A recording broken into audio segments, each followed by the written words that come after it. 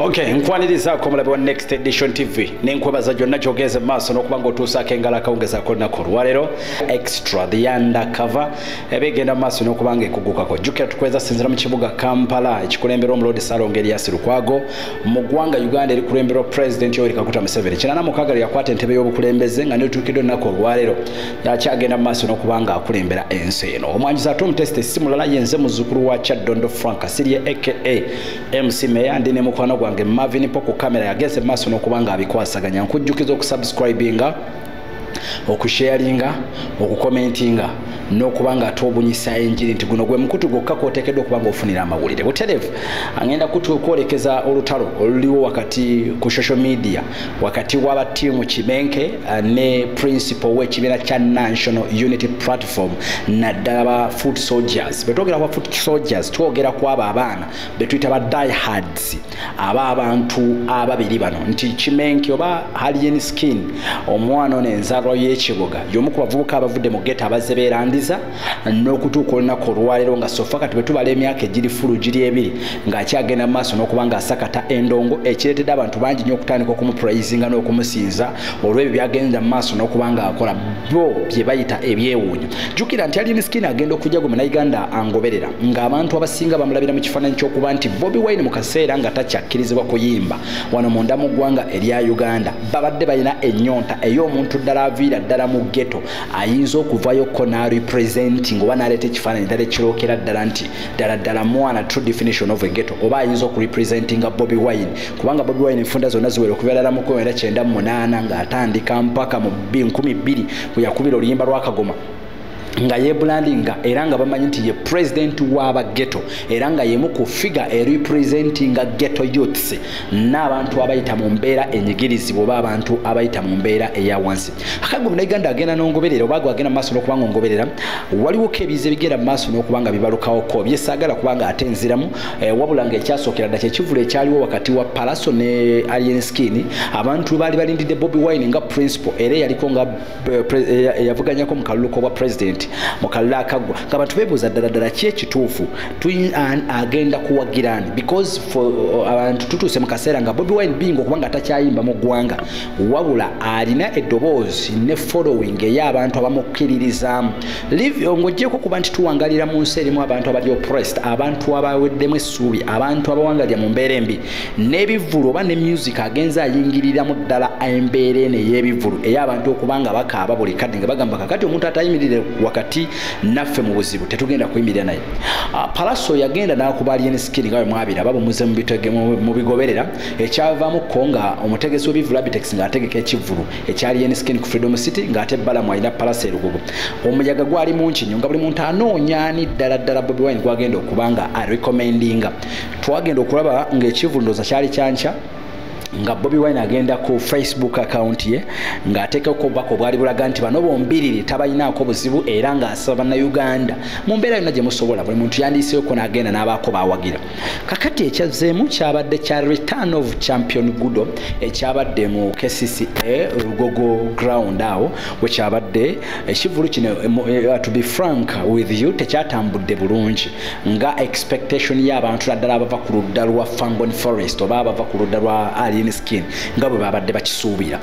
Ekyaddiridde kwe kuba nti abantu bagamba nti Bobi Wine teyavuddeyo ko n'apositinga kivulu kya Fangon oba ekivulu kya champion Gudo kale nga buno bulinga bunnanfuusi oba n'okulaga oludda nti oba oliawo takkiririza na bintu Alien byagenda maaso nakubanga akola. Remember nti ono gwe twogerako principal w'ekibiina kya National Unity Platform kaseera kano ensonga zatunulidde za byabufuzi za kugenda maaso nakubanga abunyisa enjiri abadde mu kaseera kakuwetoolola ggwanga nga abamunyisa njiri ya nkyukakyuka n'agendako mu Europe era gyabadde atambulira ennaku zino actually ndowooza agenda kukomaako nga 5 omwezi ogujja lwagenda okutuuka mu ggwanga Uganda then nga 3 agenda kubeerako Johannesburg mu ggwanga lya South Africa byonna okusinziira ku Bobi Wine byayogera alaga nti ali mu mbeera ya nkyukakyuka. Kakati bano abaana abali oppressed oba abantu abaweddemu essuubi n'abantu ab'enjawulo naddala abali kugamba abali deep with funds kugamba n'obuwagizi obungi bo bagamba nti Bobi Wine ekintu kyadateekeddwa okukola kwe kupostinga ne ku kivulu kya champion Gudo abamu kye bagenze maaso n'okugamba nti ezo ensonga principles zimubuuse tateekeddwa okubanga atuuka ku level efaananako bwetyo ey'okupostinga buli kintu awo olutalo we lwagenze ne lutandika n'okutuusa olunaku olwaliro. Twagwiriddwamuko sipiiki ya Babi Kyagulanyi Itungo, mukyala wa Ssentamu Kyagulanyi Bobi Wine agiyabaddeko mu Europe ng'ayogera, abasinga gye bagenda mu maaso n'okuba nga bajjayoko nga bakomentingako nga balaga nti emu ku sipiiki ze yakyasinza okuba ng'akola enfu, abantu nga balabira ddala nti ebintu byayogedde byabadde bimuswaza nga omuntu ateekateeka okuba nga adda mu kifo ky'obwa first lady. N'ensonga napitirivu nnyo naye ezo bwe natudde ku sipiiki, I don't know nti bannayuganda bangi nnyo, tomanya buli muntu nga bw'alowooza, buli muntu alina obusungu, buli muntu alina endowooza, buli muntu alina kiki, naye kakati buli sayidi yonna egenda mu maaso nakubanga ejjayo ekirumya. Naye njagala kutegeeza gwe munnayuganda azangoberera mu nfunda eziwera mu mawanga ga Africa, continent yonna ezimu ku key points abakulembeze ba Africa ze basoma ze bakuuka bamita political science, ate living okuba nti political science bamusoma busomi mu theory but even in practicals, nti olwaliro jja newesanga munnayuganda nti omwana Kadaama abadde awangalira ku kyeyo ng'ayimba kimu twagala kujjako dictator, twagala kujjako Museveni. Olwaliro mu kaseera kano bituuse ntunuulidde ebivume ebiri mu kuvuumibwa ekibiina kya National Unity Platform, omwana nga tafuddeeyo nga yagamba tetunyumya tonyumya ffe tukoye, you know, kwegamba ne kiba nti mu kaseera kano tulina kye tuyita divide and rule. Engeri gy'oyinza okukulemberamu Omufirika y'engeri y'okumwawula yawulamu. Era ekimu ku kikyasinza okubeera ekyobulabe mu Uganda, ekikyasinza okubeera weapon, ekikyasinza okubeera ey'obulabe mu Uganda gwangoberera, tugiyita okubeera nti Uganda erimu tribes nyingi nnyo. It is a very disadvantage. It is a disadvantage. No, not even an advantage, but it is a disadvantage. Naddala ku ludda nga gwe omuntu oyagala kukyusa obukulembeze nti Omunyankole, Omuganda, Omukakwa, Omukiga, Omufumbira, Omunyarwanda, Omutooro, Omunyolo, Omusoga, Abagwere temusobola keera ku makya. You accept or you sit on one table and you are grown something ne mugaa nti kakati twagala kujjako omuntu omu. Kyovula nti amawanga agasinga naddala mu Africa gagenze gakyusa obukulembeze. When you look at their culture, ojja nosanga nti Omunyarwanda ojja kusangayo Omutwa, osangayo Omuhutu, osangayo Omutuusi, naye ng'Omutwa percentage ntono nnyo nga tanana kyasobola kuba nga asalawo ng'ogyeko Omutuusi n'Omuhutu. Kakitegeeza Omutuusi singa asalawo naga tuwagira muntu ono yaba ayitawo. Omuhutu bw'agamba tugenda kuwagira muntu ono kyekyo kiba tekivaawo. Mwogendako ne mu Kenya bamasayi, bwogendako wano egundi mu South Africa, amawanga g'aba Abazulu nti be bangi, living okuba nti Abazulu be bangi, ojja ne wisanga mu Uganda nti basalawo kinene nnyo kwani agenda okubanga abeerawo. Then mu nsi za Europe ojja nosanga nti ebibiina byabwe biri well organized and equipped technically with a lot of funds, and we togera ku funds, togera ku money. Tojja nosanga the Democratic baliboka, the Republican nabo nga baliboka, nga group weeryawo nga mwana azaalibwa nga amanyi nti nzaalibwa mu family y'aba Republican, onagamba nti nzaalibwa mu family y'aba Democrats. Kitegeeza ng'oba oyagala oba toyagala okukyusa obukulembeze busobokera ddala singa nti ekibinja ekimu kisinza kinne wakyamaanyi. Bwe tukomawo back in Uganda kigenda kukaluubirira okukeera ku makya g'Omuganda otulina Omunyankulu omukkirizise, Omutoolo omukkirizise, Omunyoro omukkirizise, n'ensonga endala mpitirivu nnyo. Kakati wano we wali point yange nti olwaliro bino byonna ebigenda mu maaso biragawa, era abantu abasinga badde bagenda mu maaso n'okujajinga Bobi Wine nga balanga Bobi Wine kino ekiri mu kumuweebula. Naye njagala kujjayo katono nnyo nga sinnatukana ku nsonga za alien skin. Why are those things zigenda kusigala nga zireka Bobi Wine akyali ku nkizo? One, Bobi Wine ye public figure kyasinza okubeera okwegamba okulwanyisibwa ku social media ng'ekubisibwa internet. Ekyo kyo njagala okukkiriza nti Bobi Wine ye public figure wano mu byobufuzi bya Uganda ekyasinza okulwanyisibwa nga bayita ku internet. But again, Bobi Wine ye public figure wano mu Uganda ng'esinze kukolebwa internet. Those are two things Marvin njagala okukkiriza ompulirize bulungi bonna bafunye obudde ojja kantemerayo nti Bobi Wine ye muntu yekka wano mu Uganda public figure nga buli wodda eyogerwako mu bubi nga bagivuma. Kyokka again Bobi Wine ye public figure wano mu Africa ne mu Uganda eri ku social media ng'eyogerwako obulungi. Kati ddirwe tudda ku mmeeza obulungi bwe bamwogerako ku social media bwenkanankana n'obubi bamwogerako ku social media, awuse yes obulungi bwe businga compared ku bubi. Nti Bobi Wine atuuse ku level y'okubuuka, level z'okuba nti adda mu kudiscussingibwako ku mbeera ya music n'ebira. Kyova olaba nti n'abagezaako mwatakinga even babaka ba parliament, muzze mulaba Muhammad Nsereko, muzze mulaba n'abalala bonna bagezaako to try okugezaako bagezaako nabo kati okubakira social media. Era gy'omusanga ku saa 8 nga ali live ku TikTok osanga omubaka ali live ku gundi ekitaali woluli because they know very well amaanyi agali ku social media and how big Bobi Wine engeri gyazitwamu ku social media. So buli muntu yenna agezaako mwataakinga you like it or not, the only technique gyateekeddwa okukozesa oba okuyitamu it is social media. But social media ogenda kukkirizisa otya abantu bano nti ddala Bobi Wine mukyamu. Kakati wano wenjagala ogende maaso n'okuba ng'oliisa gwe Uganda agoberera. Next Edition TV gwe mukutu njagala subscribe ngo share ngo comment nge tweyongereyo. Kakati nti olwaliro Bobi Wine mu kaseera kano ke tulimu oba mu mbeera mwe tuwangaalira ekyamazima tukkirize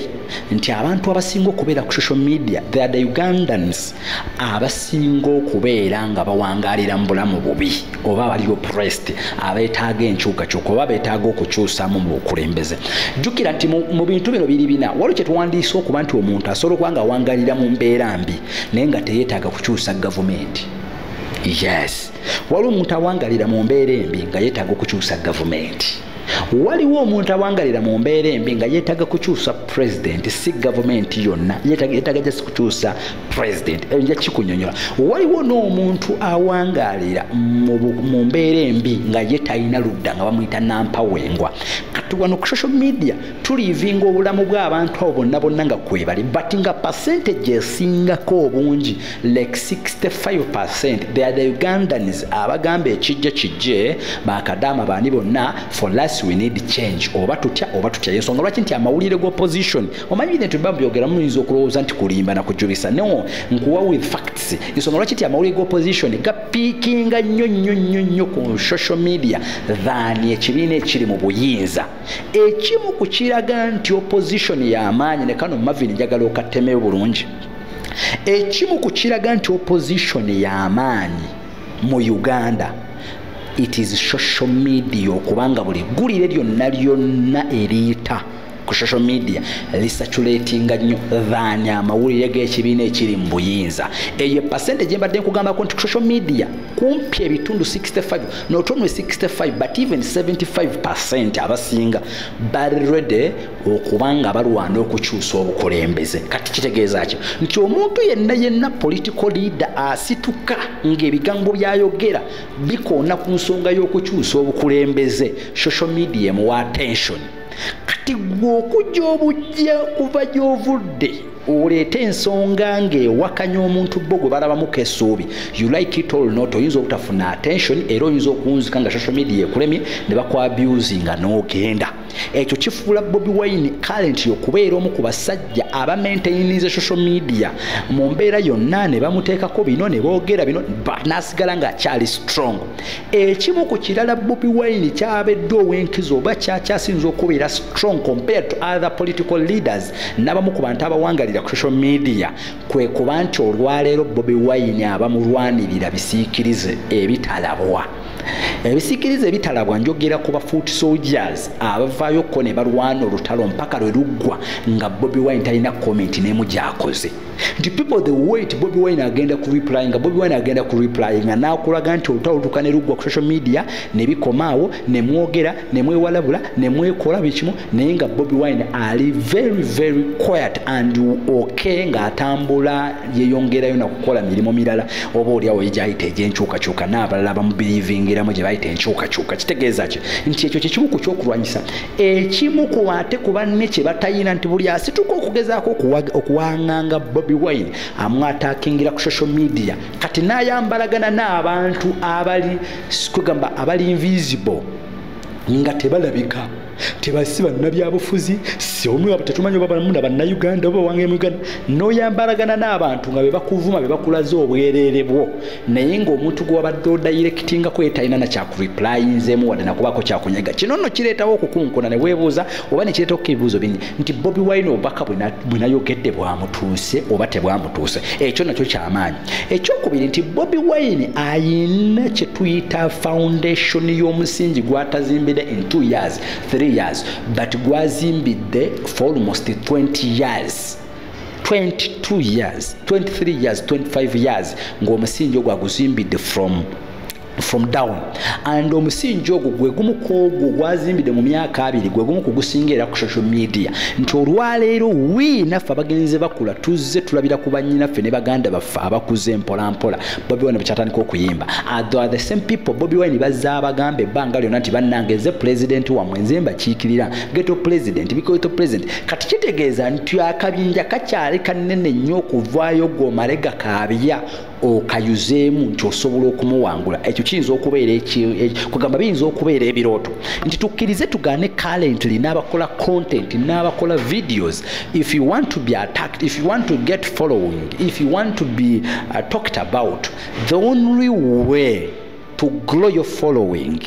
kwekogera ku Bobi Wine naye ng'omwogerako otya ng'omwogerako bulungi bwokka yensonga lwaki nti emirundi egisinga abantu abasinga nti n'ekibi Bobi Wine ensobi ye ekyali nzibu ya kulaba olwa social media pressure kwe tuwangaalira nti olwaliro ne bwe yandibadde ensobi ng'esobola okulabwa but social media pressure y'abantu bangi aba believing na Bobi Wine nga they are not ready era nkuzone ku kintu kino waliwo omuntu awagira Bobi Wine nga amuwagira oba mubi oba mulungi waliwo omuntu awagira Bobi Wine nga akkiriza okuwabulwa era n'awabula walabye ensobi waliwo omuntu awagira Bobi Wine olw'okuba nti yaliwo nga political leader nothing to do w'amaanyi nga nti kwenja okuwagira waliwo n'omuntu awagira Bobi Wine olw'endabika ye n'olw'aba celebrity bwe n'olwa characters ze nga yagamba nti kyekimpagisa Bobi Wine so nti mu byonna abantu abo nabo bakompeyalinga mu bantu abawagira ekibiina kya Nuupu bana abawagira Bobi Wine nga Bobi Wine ojja ne weesanga nti ojja kufunayo ko omuntu omu babiri basatu abakkiriza okulaba ensobi eziri mu kibiina oba okulaba ensobi ne bawabula abasinga they are well kugamba bo bakimanyi nti owaabwe tasobya balina n'enjoga nti tasobya it is the same thing ekibadde kitandise okutondebwa kwa Alien Skin though nti current Alien Skin ayinza obutaba na following ayinza obutaba na maanyi ayinza obutaba na impact ayinza obutaba na fan base etuukagana na ya Bobi Wine yatandika okuyimba mu 98 atuukidde olunaku olwaleero ali ku kamera bita Maviripo kwerageze maaso n'okuba nga nkola naye Budget Next Edition TV nkusaba subscribing o sharing o commenting ensonga mpitirivu kyagenda maaso n'okuba nga ate tukuwa okusobola okuba nga otegeera ensonga zino yenze muzukulu wa Chad Frank Asiri a very good evening.